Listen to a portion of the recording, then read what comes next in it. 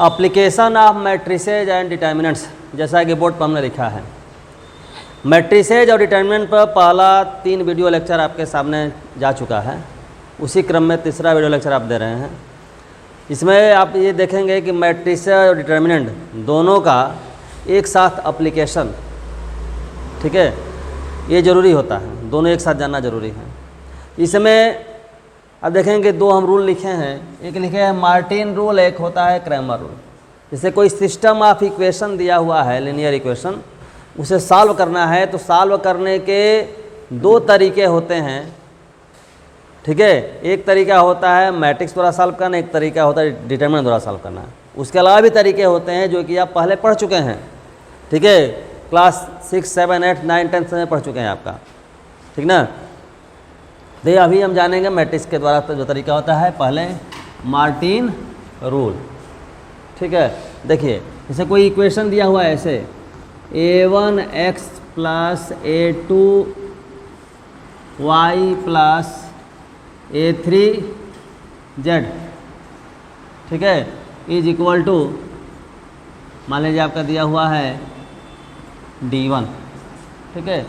फिर दिया है आपका b1x + b2y + b3z दिया हुआ है, ये दिया है मान लीजिए d2।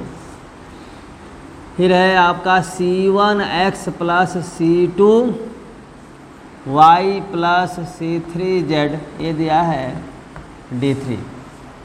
मतलब 3 वेरिएबल का इक्वेशन दिया हुआ है, 3 वेरिएबल 4 वेरिएबल पर जितना चाहे उतना का ले सकते हैं, ठीक है। इसे हमें सॉल्व करना है। तो सबसे पहला काम इसे क्या करेंगे कि मैट्रिक्स के फॉर्म में लिखेंगे। कैसे, देखिए इसको ऐसे लिख देंगे a1 a2 a3 b1 b2 b3 c1 c2 c3, आया होगा x y z। This is equal to d1 d2 d3, ठीक है। यह जो मैट्रिक्स हम लिखे हैं यह क्या है, कोफिशिएंट से बना हुआ मैट्रिक्स है। a1 a2 a3 क्या है, कोफिशिएंट्स है। b1 b2 b3 c1 c2 क्या है, कोफिशिएंट्स है। इसलिए इस मैट्रिक्स को हम बोलते हैं कोफिशिएंट मैट्रिक्स, ठीक है। तो जनरली इसको लिख देंगे ऐसे a × x, कैपिटल X है बाबू, ये स्मॉल x है, this is equal to b। मतलब a इज इक्वल टू यह मैट्रिक्स कोफिशिएंट मैट्रिक्स, और जो x दिया x मीन्स क्या हुआ, वेरिएबल से बना हुआ मैट्रिक्स, और b क्या है, b आपका एक कांस्टेंट से बना हुआ मैट्रिक्स, ठीक है। ये चीज़ आपका है, तो ये मैट्रिक्स फॉर्म में हो गया। अब ऐसा क्यों लिखे, ध्यान दीजिएगा। जैसे इसकी बात करें तो ये इसका ऑर्डर क्या है, 3/3 है, और इसका ऑर्डर क्या है, 3/1 है। तो मैट्रिक्स के प्रोडक्ट में आपको बताया गया था कि 2 मैट्रिक्स का प्रोडक्ट तब संभव है जब पहले मैट्रिक्स में कॉलम की संख्या और दूसरे मैट्रिक्स में रो की संख्या इक्वल हो, ठीक है। ये भी इतनी बात याद करने की ज़रूरत नहीं है। क्या करिए कि दोनों का ऑर्डर लिख दीजिए, और ये जो देखिए ये बीच में, ये जो पास में है, ये दोनों अगर इक्वल है तो आपका प्रोडक्ट हो जाएगा, ठीक है। तो प्रोडक्ट जब करेंगे इसको तो कैसे करेंगे, जैसे यहाँ आपका लेंगे, जैसे प्रोडक्ट करना होता तो क्या करते हैं हम, ध्यान दीजिए, एक बार रिकैप मार रहे हैं। यहाँ जो एलिमेंट होगा फर्स्ट रो फर्स्ट कॉलम, तो फर्स्ट रो यानी ये हो गया, अब फर्स्ट कॉलम ये हो गया, तो मल्टीप्लाई करेंगे तो क्या होगा, a1x + a2y + a3z। फिर आगे अगर बढ़ेंगे तो क्या होगा, फर्स्ट रो सेकंड कॉलम, तो फर्स्ट रो सेकंड कॉलम है ही नहीं, मतलब आगे नहीं बढ़ना है। फिर यहाँ आएंगे तो क्या होगा, सेकंड रो फर्स्ट कॉलम, तो यहाँ क्या हो जाएगा, b1x + b2y + b3z, b1x + b2y + b3z। फिर ऐसे ही c1x + c2x c3y। फिर यहाँ क्या हो जाएगा, वही आपका is equal d1 d2 d3, ठीक है। तो फर्स्ट एलिमेंट फर्स्ट के इक्वल, सेकंड सेकंड के इक्वल, थर्ड थर्ड के इक्वल, यही चीज़ आ गया, ठीक है। तो आप समझ गए होंगे कि यह जो है हम इसे इस तरीके से लिख सकते हैं, ठीक है। अब देखें, हम ऐसा करें कि यदि दोनों साइड a इनवर्स से मल्टीप्लाई कर दें, किसे मल्टीप्लाई कर दें, a इनवर्स, तो क्या हो जाएगा, is equal to a inverse × b, ठीक है। ए इनवर्स हम लिखे हैं आपका, यानी ए इनवर्स से मल्टीप्लाई कर दें, अर्थात ए इनवर्स से तभी मल्टीप्लाई कर सकते हैं जब ए इनवर्स क्या होगा, एग्जिस्ट करेगा। हमेशा ए इनवर्स एग्जिस्ट नहीं करता है। ये आपको बात मालूम है कि ए इनवर्स तभी एग्जिस्ट करता है जब डिटर्मिनेंट जो होगा मैट्रिक्स का क्या होगा, नॉट इक्वल टू 0 होगा। ठीक है, तो फर्स्ट कंडीशन हम ले रहे हैं कि determinant A not equal to 0, अर्थात ए इनवर्स एग्जिस्ट कर रहा है, तब हम ए इनवर्स से मल्टीप्लाई करते हैं। अब देखें यहाँ इसको ऐसे लिख सकते हैं, A inverse into A into X is equal to A inverse B. ठीक है, ए इनवर्स इंटू ए, अब ध्यान दीजिएगा हम ये दोनों एक ब्रैकेट में था, इन दोनों के एक ब्रैकेट में रखा, मतलब क्या हुआ, ये हम लगा रहे हैं एसोसिएटिव प्रॉपर्टी, हिंदी में बोलते हैं साहचर्य नियम। ठीक है, ये चीज़ है आपका, किसी दो को एक साथ लेंगे कोई फर्क नहीं पड़ेगा। तो यहाँ क्या हो जाएगा, ए इनवर्स इंटू ए डिफिनीसन है, मतलब क्या होता है आई एक्स, ए इनवर्स कमी नहीं होता है, ये में ए इनवर्स मल्टीप्लाई करेंगे तो क्या होगा, आई होगा, तो आई एक्स इज इक्वल क्या हो गया, ए इनवर्स बी। सही है। अब देखिए आपका, और हम जानते हैं कि आइडेंटिटी मैट्रिक्स से किसी भी मैट्रिक्स को मल्टीप्लाई करेंगे तो कोई फर्क नहीं पड़ेगा, अर्थात ये हो जाएगा x, यानी x इज इक्वल क्या हो गया आपका a इनवर्स b, यानी ये आपका हो जाएगा सॉल्यूशन। ये सॉल्यूशन हो जाएगा, ये x मीन्स क्या हो जाएगा, लिख देंगे ये x y z, आइए सॉल्व का मल्टीप्लाई करने के बाद कुछ वैल्यू आई रहेगी, तो मल्टीप्लाई का वैल्यू जो आएगी a इनवर्स जो होगा वो 3/3 का होगा ऑर्डर। अब b क्या है, b क्या है, b जो है 3/1 का है, जब इसे हम मल्टीप्लाई करेंगे तो 3/1 का ही आएगा। बात समझ रहे हैं। ठीक है, ये चीज़ है। तो कुछ भी मान लीजिए आपका हमने जो है इसको, ठीक ना, इसको मान लीजिए कि हमने मल्टीप्लाई किया तो आगे ऐसे आएगा, इस तरह से आएगा x1 y1 z1, इस तरीके से आएगा आपका। ठीक है, x1 y1 z1 कोई वैल्यू आएगी।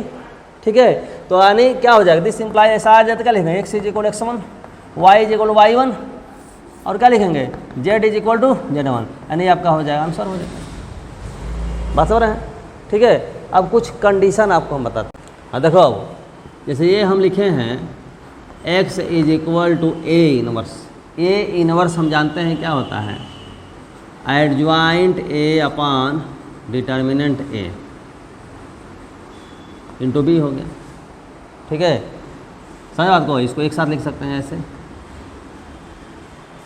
सही है। अब देखिए, अब यहाँ कुछ कंडीशन आपको बताते हैं।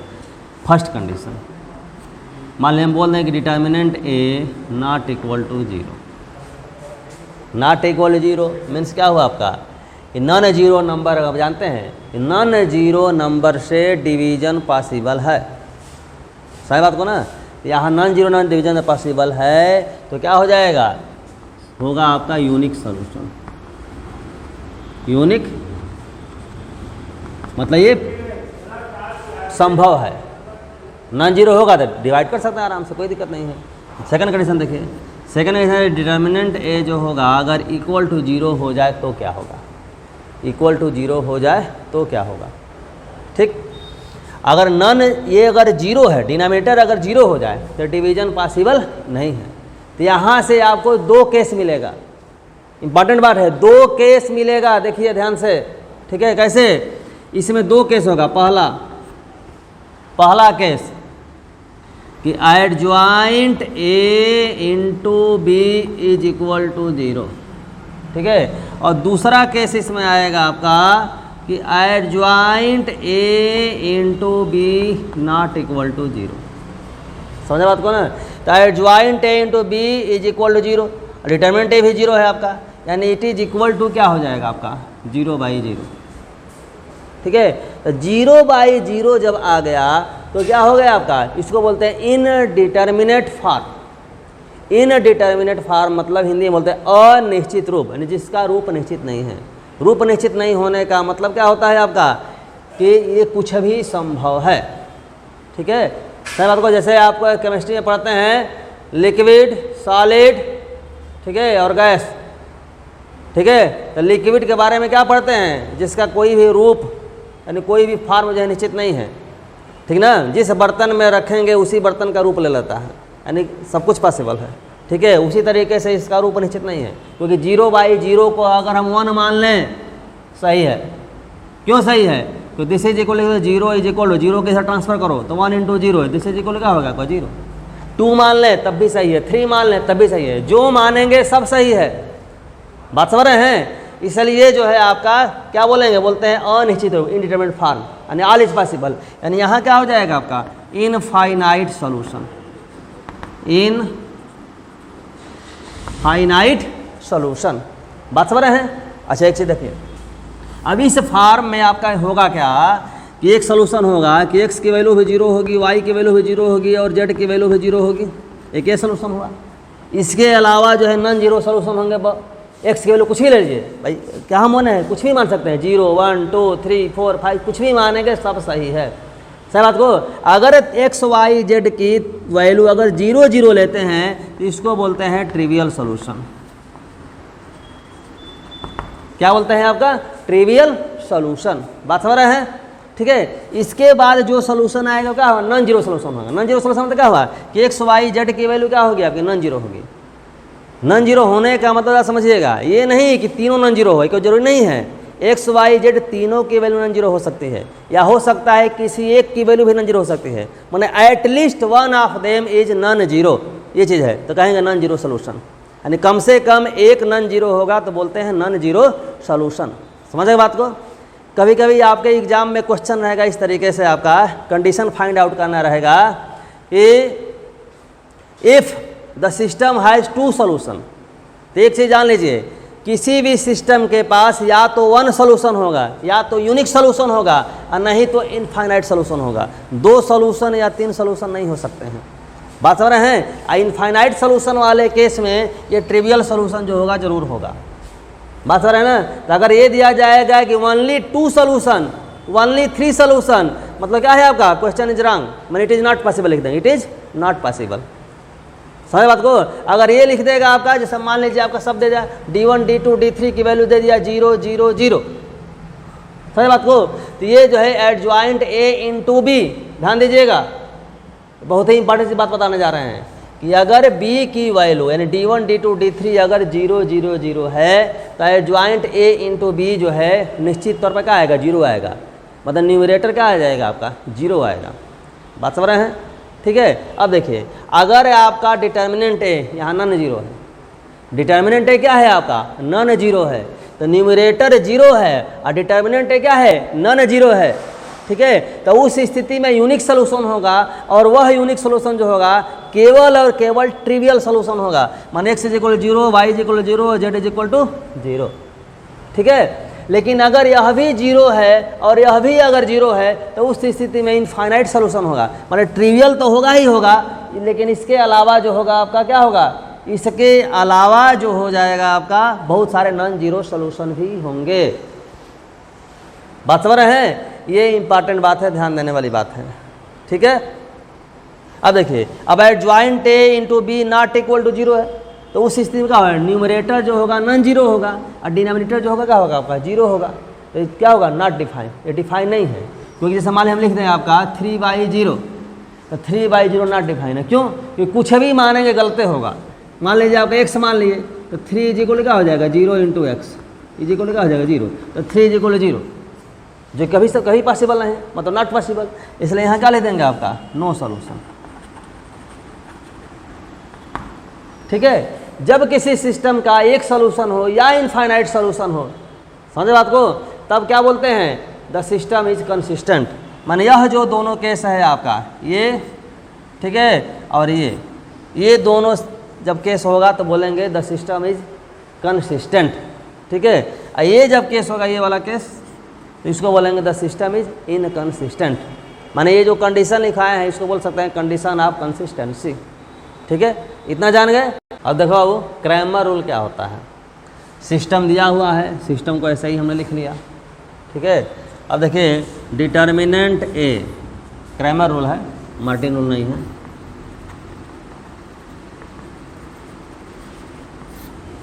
ठीक है, तो डिटर्मिनेंट A मतलब क्या होगा, ये A1 A2 A3 B1 B2 B3 C1 C2 C3। ठीक है, अब देखिए अगर हम ऐसा करें कि दोनों साइड x से मल्टीप्लाई कर दें, ठीक ना। इसको जनरली हम रिप्रेजेंट करते हैं डेल्टा से, ठीक ना। एक्स हम लगेगा तो क्या लिख देंगे, एक्स इंटू डेल्टा, तो क्या हो जाएगा x into A1 A2 A3 B1 B2 B3 C1 C2 C3। समझे बात को, ठीक है ना।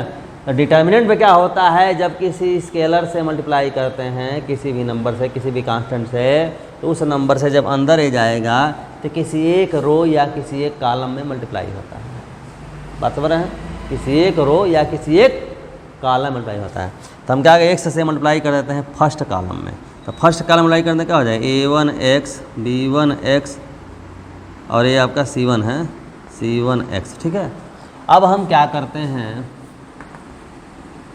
x into delta is equal to, determinant की प्रॉपर्टी है कि किसी रो या किसी कॉलम में किसी दूसरे रो या कॉलम को अगर ऐड कर देते हैं, ठीक है, डायरेक्ट ऐड कर दें या किसी नंबर से मल्टीप्लाई करके ऐड कर दें, तो कोई फ़र्क नहीं पड़ता है।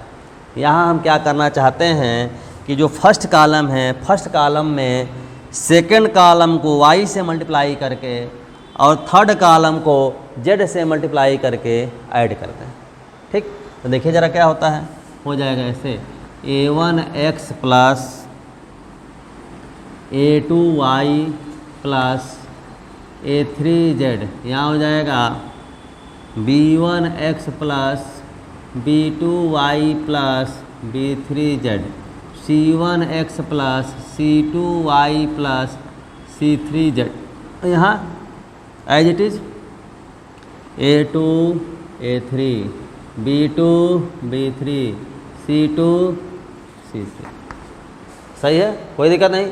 अब यहाँ देख रहे हैं कि A1x plus A2y plus A3z, this is equal क्या है D1, क्या हो जाएगा D1 D2 D3 A2 A3 B2 B3 C2 C3। अब यहाँ देख रहे हैं, देखिए ज़रा इस समय और इस समय क्या अंतर है। अंतर ये है कि जो फर्स्ट कॉलम है, फर्स्ट कॉलम रिप्लेस हो गया किससे, D1 D2 D3 से। जब first column D1 D2 D3 से रिप्लेस हो गया तो इसको हम रिप्रेजेंट करते हैं डेल्टा 1 से, किसे, डेल्टा 1, यानी x into delta is equal to हो गया delta 1। This implies that x is equal to delta 1 by delta. समझ बात को, ठीक। अब देखिए ठीक उसी प्रकार यहाँ क्या करेंगे कि यहाँ x से मल्टीप्लाई किया डेल्टा से, अब अगर हम y से मल्टीप्लाई करते हैं, किससे मल्टीप्लाई करते हैं, y से, तो y इंटू दिस होगा।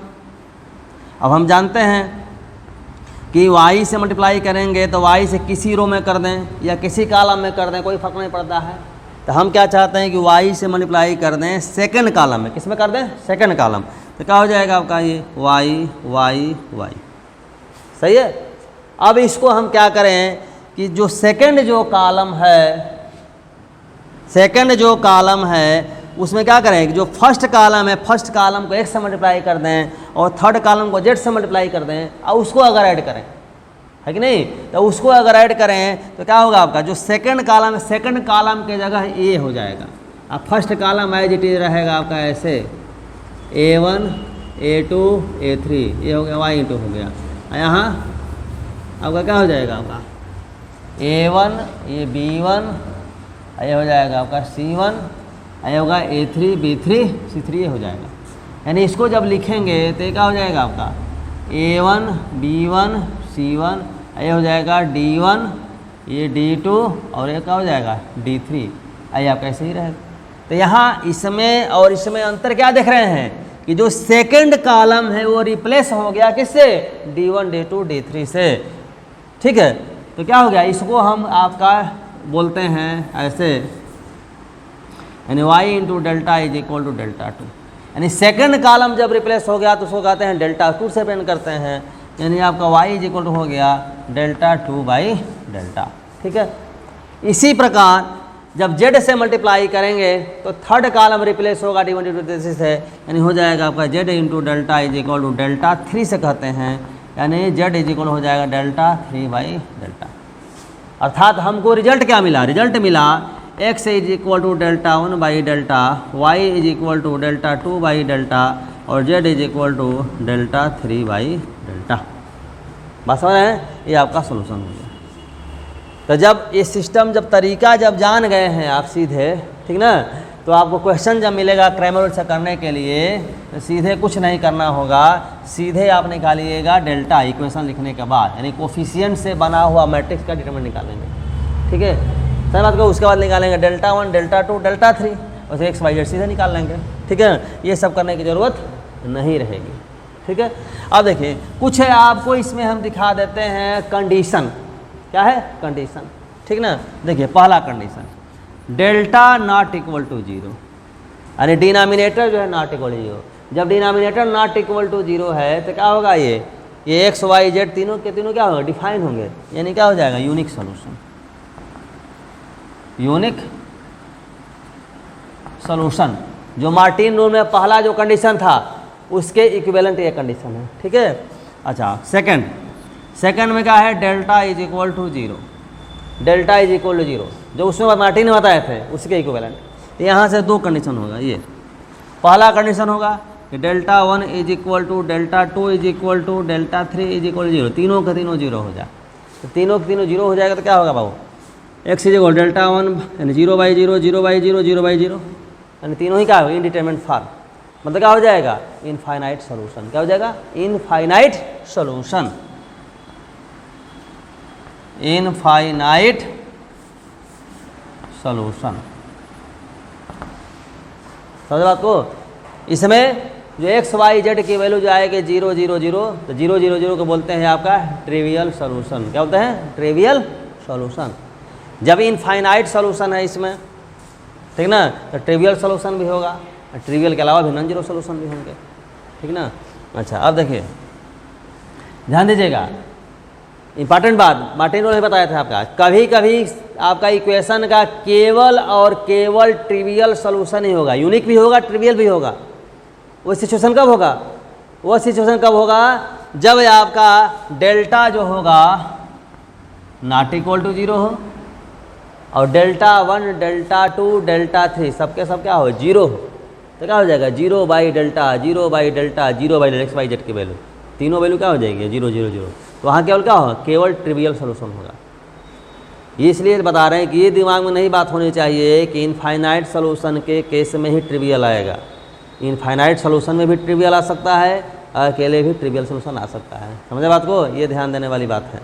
ठीक है, बस ये दिमाग में रहे ट्रिवियल होता क्या है, यानी एक्स वाई जेड तीनों की वैल्यू 0 0 हो तो उसको ट्रिवियल सॉल्यूशन बोलते हैं। ठीक है, अब देखिए आपका सेकंड जो कंडीशन है आपका क्या है, डेल्टा तो इक्वल 0 है, ये है, उसका क्या हो जाएगा, एटलीस्ट